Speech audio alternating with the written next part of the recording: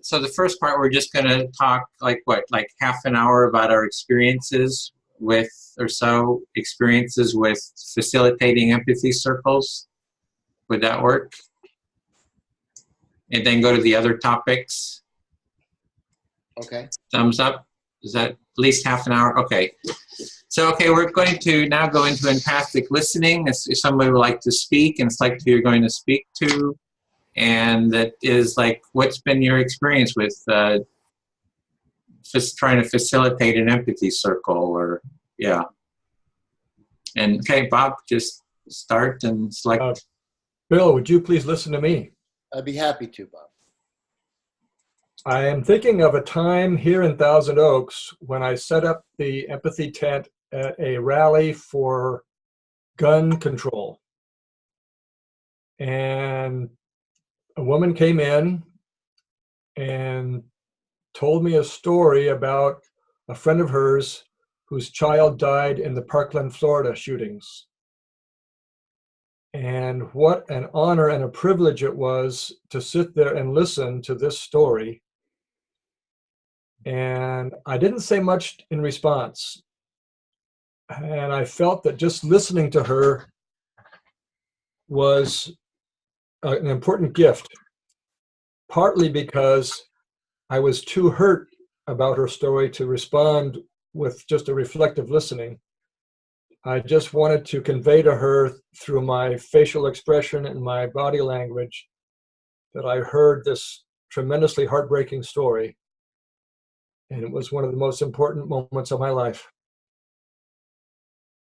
Okay. So you, in reflecting about your empathy work, we're remembering a time when you went to a gun control event, and a woman came up and she told you a story about an event that happened in Parkland, and you were very, very moved by it. And I didn't quite know or didn't feel that it was appropriate to respond too much verbally, but through your body language and your attentiveness, you really tried to convey the great honor that you were getting about listening to this story and being the recipient of this person's story. Yes, very much so. Thank you. I feel fully heard. Okay. Got it? Okay. All right, Celia, will you listen to me? Yes, Okay. I will. So I feel, as Bob does, I've related several stories when I've been, even before I joined the empathy tent. There was I was a young man when I had my own idea. I called it Occupy Compassion and a young man came up to. You're breaking up. You may want to turn your video off if it's a band. We could try, see if that helps, because you're really breaking up. I mean, Okay. There you go. Okay. Can you hear me now? Is it better? Yes. Okay, great. So I was riffing off of what Bob said, and I have a very similar experience. And so there seems to be people who desperately need to be listened to. And when you do that, you are doing, as my family would say, a mitzvah. Which is a good deed in a way, but not quite, a little bit deeper than that. It's a good deed, but it's doing a good deed that should be done. So in talking about structuring what we're talking about here and doing that, I want to make sure that there's a place for those dyads. We talked about the circle. And I certainly think that Lou has after doing it, he has an excellent point about the depth and going deeper. But I do want to leave a spot for those dyads out on the street where somebody just needs to be listened to. I'll stop there, and I have a small thing later.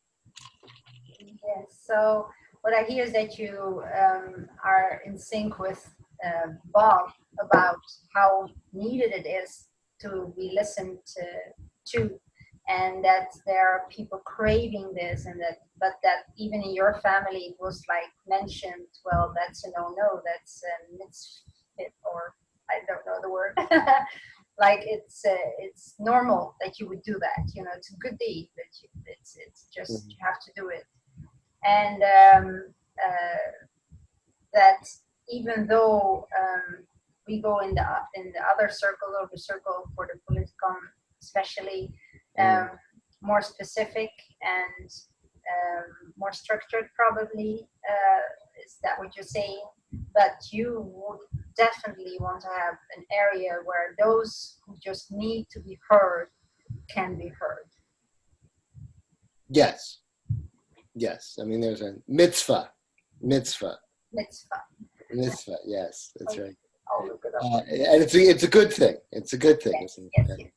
And then the as far as my own trying to start one, then I'm offering. I think at my birthday, although that's coming up pretty quick, I'm going to have a listening party, and just people bring the gift of listening, and try that. My friend said, "That's great. I'll send you a card."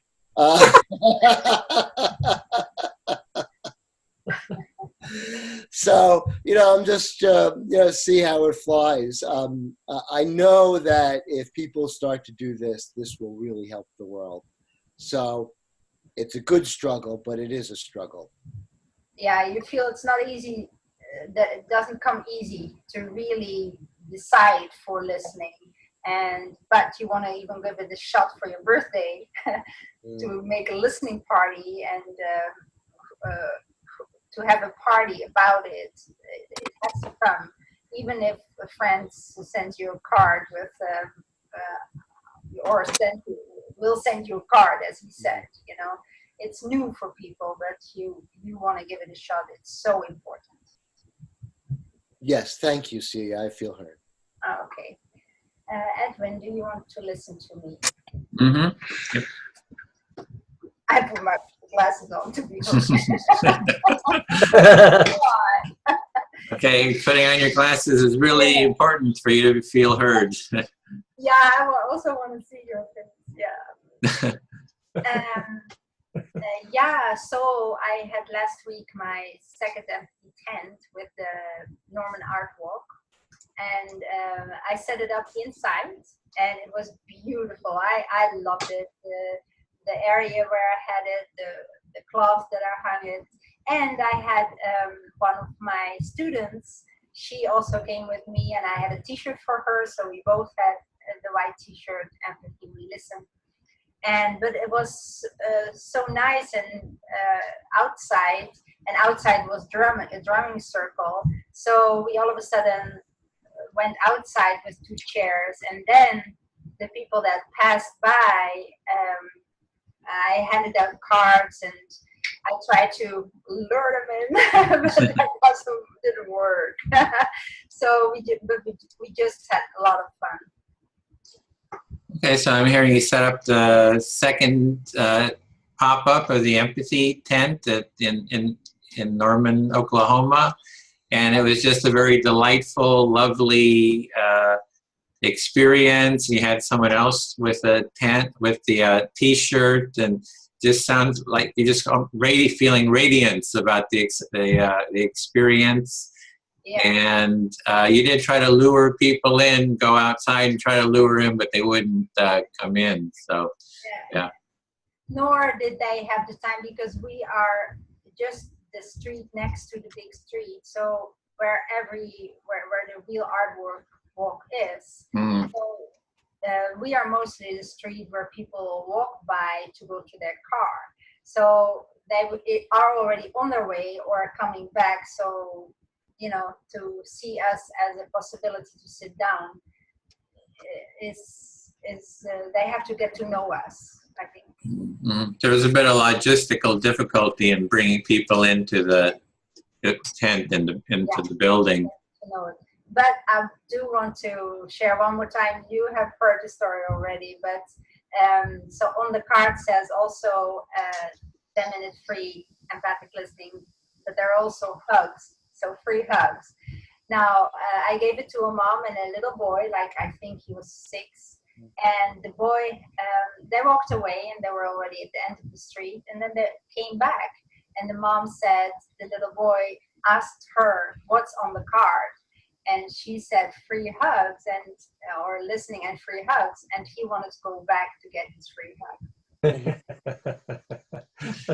So you had you're just excited, feeling excited that this young boy saw that there was free hugs and he's already down the street and he wanted to come back and get his free hug, and sounds like it was just a real delight to give him his hug. Right, but also first of all, I was very honored, but also realizing that even a kid of 6, knows the importance of this and claims it, and of course the mom who allows that, because other moms will say, no, we're on our way home, So the teamwork to make empathy happen, that was another message there.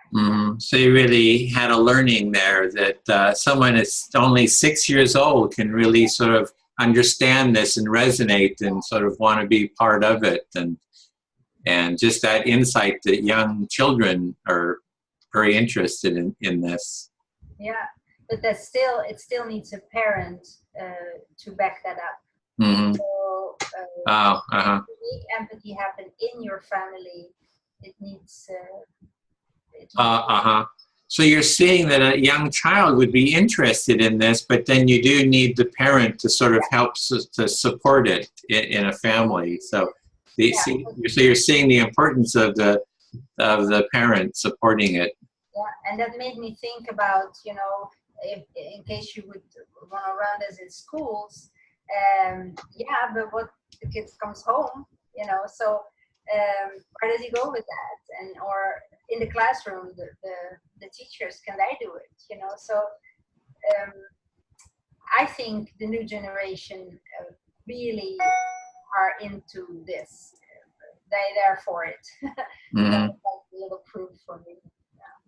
So this was sort of proof for you that the young generation is really interested in what we're doing with empathic listening and sort of an empathic way of being, and this is sort of like proof that there is this interest, and you can see it being in the schools and kind of other environments where children are, and kind of spreading it. Needs the adults to be educated, or allowing the child to claim. So and then you're sort of seeing that takes parents or adults to create the context for this to kind of happen. Yeah. And but there is demand, there is a need in the children. The children have the need, but we're going to need the parents to kind of support this. Right. But that gave me also the idea, where do we need to start teaching this? And I think the adults are the ones. So you're kind of looking for strategies of how to move it, how to be effective moving forward, and saying, we need to get to the parents to create the context. Yeah. Okay. And probably thinking like how to reach the parents. It's kind of maybe have that question of.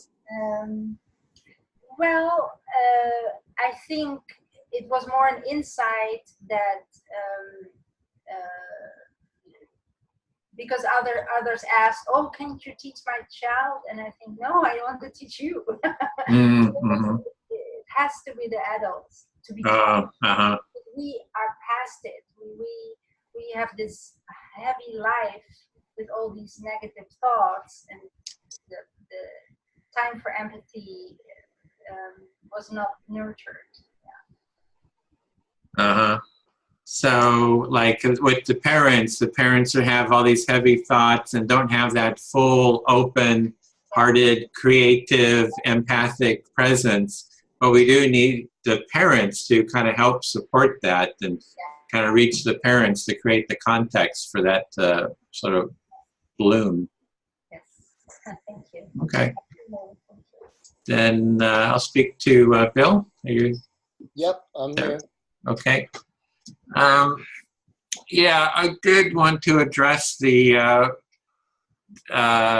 notion of the empathy circle. I mean, at the core of what we're doing is empathic listening, right? It's like whether we're listening to one person at the tent or, with each other, like right now, you're the listener, I'm speaking, so it's the same thing. So at the core, it's a relationship of a person speaking and a person listening, and that can be one person listening, even taking it farther, it can be one person listening to themselves, like, what's going on in me, kind of listening. It could be another person listening to you, and then us mutually listening to each other, just the two of us or three of us, and like here we're four, kind of creating a structure to listen to each other. So the core, starting point is that empathic listening. So in thinking about what's been, talked about before, as far as numbers and organizations and how complex or simple, that at the core, there's during reflective listening. Mm-hmm. In the act is between two people, even if it's a larger group. And it could even extend to one person in the sense of just sort of, voicing your thoughts and then just listening to them and things like that. Mm-hmm. Listening to yourself, like if I feel, I'm feeling, like I was feeling like kind of constricted in my brain, like, I'm feeling that constriction. It's like, I need more creativity and I need a different way of approaching, not working so hard, but kind of being more creative. I have a desire for more creative type of an approach from such a constricting, pushing approach, so kind of just feeling into my own self. Thanks. Yeah, I'm sorry. So the example that you just gave as far as listening to yourself is talking about your kind of feeling overworked and focused and also yearning for some more creativity and things like that to break some of these log jams. Yeah. It's a self-dialogue. Yeah. Yeah. It's self-empathy in that sense. So it's all part of it, it's like, so, I didn't want to get too hung up on the definition of the empathy circle, or at least have it so that it's open enough as a description for, holding all of that. So, yeah. Yeah, so you didn't want to get too hung up on numbers or things like that, as long as the basic principles of reflective listening are being followed, the basic structure. Yeah.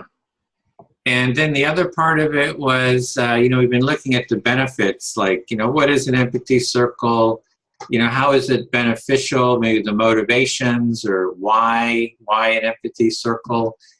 And I just enjoyed what both you and Bob were saying about there's sort of an honor. We didn't write that down, but it's like an honor of listening to someone and contributing to them. It just feels like I don't know, it's not quite privilege. It just feels, I guess, honor, to be able to contribute to someone in that way it just feels good.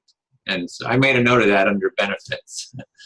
So in talking about benefits, what Bob and I were relating about reflecting for people out in the wild blue yonder there, and how affected we are, you really do feel there's an honor, or there's almost maybe sacred spaces. Yeah, that's a nice word. Uh-huh.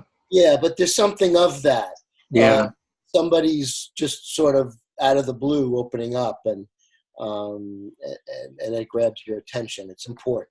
Yeah, I'm kind of like struggling with the word. It's not quite honor, sacred space. That's kind of, it's I was kind of, there's this feeling there that, I'm trying to find the words for, right? There's this feeling that I'm getting from, it's almost like, you just feel there's a humanity, it's just, you kind of get past yourself, it's just, I can't find the exact, I got the feeling, but I'm kind of like looking for that. And So just hearing the oh, it's a sacred space, it's coming close, so it would love to just tap right into it. But I found myself just kind of looking for the exact word for that lovely feeling. Right. So when that does happen, when that intersection happens, it's like an intimate moment between strangers in a way, and sacred space comes close, but looking for something to address the meaningful communication that goes on. Yeah. I think what I feel is that you're struggling for a good definition because it's important.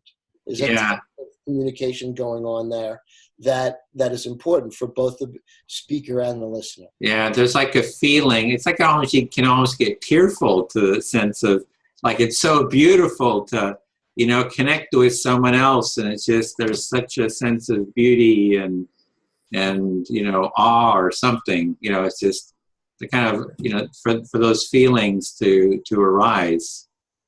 Right. So you're recounting as we have the feeling of beauty and awe that arises, a sense of grace. Yeah. And I can almost feel like, at the edge of like a tearfulness of, like when what Bob was talking about, somebody sharing such a deep story, such a meaningful and, grief-stricken, maybe story, and just to kind of be present, for that. And, so you were feeling the emotional impact of Bob's story, like a tearfulness, on the edge of tearfulness, and also relating that to experiences you've had. Yeah. Same thing, and hearing people's very meaningful, and intimate stories. Yeah, that's it. And, I kind of look at how do we convey that, because that's to be able to convey those stories, to convey that essence is what will attract people to say, hey, it's kind of like when Harry met Sally, the woman has the orgasm. And it's like, and then the other person, she's playing, she's having an orgasm in the cafe. And then afterwards, the other person in the cafe says, I'll have what she's having. So it's, if people can see and feel this essence that we're talking about, this connection, that then it's like, hey, I think I want some of that too. So, and it takes a way of conveying that. I don't know if I have the capacity to convey it well, but I see that that's what we kind of need to spread this. So you're really looking to convey the feeling that many people get practicing reflective listening, to really encourage them to participate themselves. And you use that scene in Sleepless in Seattle. Oh, is that what it is? Having and just to let you know, the other person in the cafe, when she's pretending to have, that was played by her mother. So a little aside. Yeah, that's funny. Yes. But to get back to the to focus on what you were saying, is to convey the magic, and the connection that occurs, and how to do that. And it's difficult. Yeah, and then I also think in terms of the empathy circle, we're talking about when have we done an empathy circle? Well, we're doing it right now, right? So it's like, what is the experience that we're having now in the moment? And I think that might be interesting to do an empathy circle about what is our experience of being in the empathy circle right now. It's sort of a self-awareness, group self-awareness of the experience, so there's something there that I kind of would like to explore. It's fun to be in the circle now and sharing, so I can say it feels like an enjoyable experience. And within that experience, I always feel a little guilty that I'm taking space, so I feel a little guilt come up, like that, oh, I'm here taking up space, and I feel some guilt. There's two people just listening. They probably want to speak, and I'm taking up space. and maybe I should kind of be quiet so other people can kind of have time. So I'm just kind of noticing that come up in myself in this context. Mhm. So you're really contrasting with what you were saying earlier. You're really feeling that you're having fun, and you're really kind of on a roll. And then you're also, it brings up some feelings of guilt about, having a good time and kind of being expansive. And but you're really also wondering about, well, what is in a way to get at the essence of what that communication in an empathy circle is like. You wanted to also do an empathy circle around the feeling of what people are feeling in an empathy circle. Yeah. So yeah, that's it. Yeah, I think that would be a fun exploration we can do. So yeah, and then the guilt, that was it. And then I was trying to think of, why am I feeling guilty about it? And it's because I would feel myself being outside and not having the attention on me somehow. It's like maybe I'm kind of like empathizing with myself in a sense. It's kind of, it's, yeah, so maybe that's a bridge too far, but something to explore. Yeah, it's kind of brought up an interesting feeling. So you're exploring the possible origins of the guilt. Uh-huh. And I'm not quite sure, but you kind of identified with earlier, it was the two other people. Yeah. How are they feeling if I'm feeling expansive? But then you kind of said to yourself. And so I have a hard time kind of like, where are you in there? Except what I see is trying to catch this, the essence of what's happening, and it's not easy. Exactly, that's it. I'm trying to make sense out of it, and it's not quite clear to me, and I don't expect it to be clear to you, but hearing the reflection is kind of helping support that exploration. So with that, thank you very much. I feel heard. All right. Okay. Bob. I'm listening. All right. So we're talking about the feeling of, I want to talk about that. Let's talk about with that. That's sort of the, what was it? The ineffable. That's what we always try to, in my writing class, teacher always talked about capturing the ineffable, describing indirectly what can't be really directly described. And I think that, in my experience, I think I'd love to continue on what, Edwin was talking about as far as conveying the feeling and describing it well. But I feel that the experience, that's what my feeling was, is that make a low bar so to get people to actually do the thing. And I think that we can describe it very well, but there's no substitution. The difference between this and other whatever, thoughts or philosophies is that it needs the individual. It needs individual. Every individual who does it is going to do it differently. So there's no, other than the general rules, there's no prescription. And it resists a hierarchy. I'll stop there for now. What we're trying to describe is the ineffable. And by definition, the ineffable cannot be described. And as though, even if we try to do it as well as we can, the experience is what matters, not the description of the experience. I will make it quick. I'm all for trying to describe it well. That's great. That gets into poetry. We can. But I think that when it comes down to it, it's the experience. When it comes, we can describe it well or not, but it's that experience, and it's the combination of a good philosophy and honoring the individual, and that that uniqueness is part of what makes it ineffable, part of what makes it unique, because each individual changes the experience. So we want to describe it as well as we can, Mm-hmm.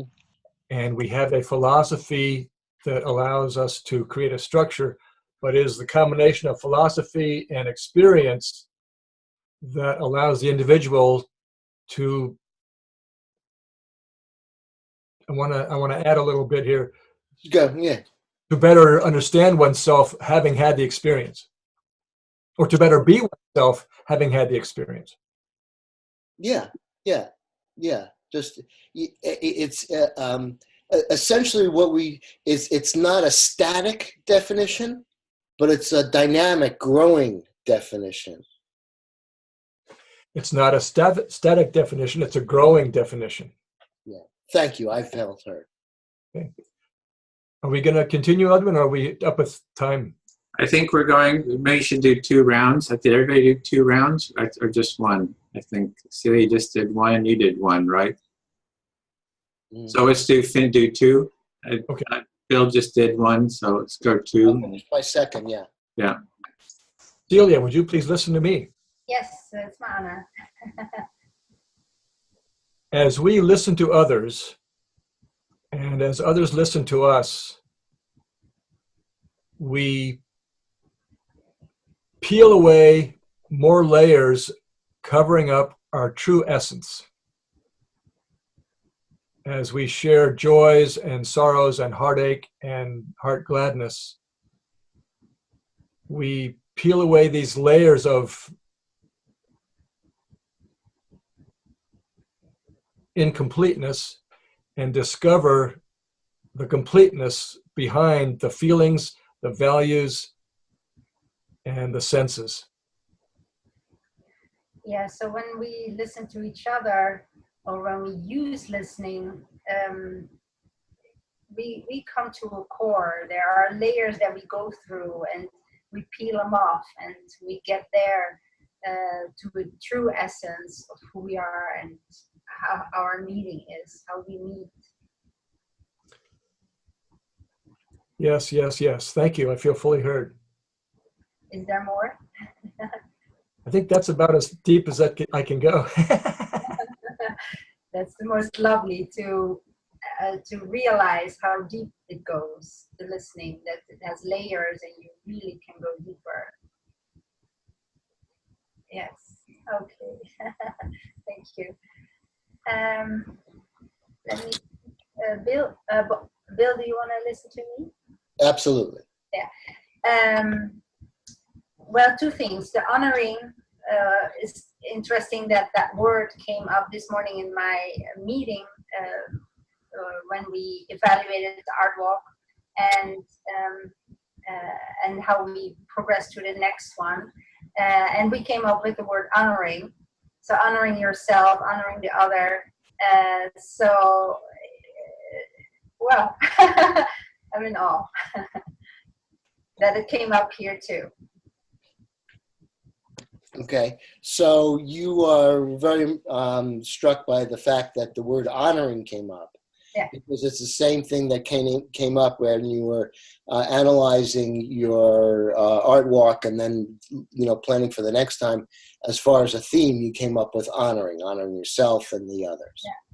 Yeah. So the group is going to take that theme as honoring. Mm-hmm. Yeah, and the empathy tent will be featured the next time. So that's great.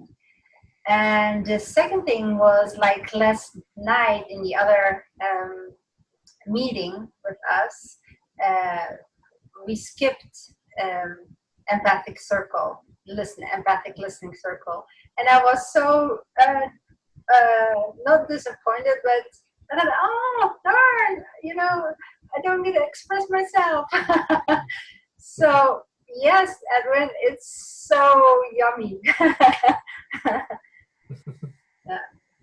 So you were thinking about last night, and we didn't practice the empathy circle, and you missed that. And there was a certain lack of juiciness and richness that was lacking because we didn't. Yes, yes.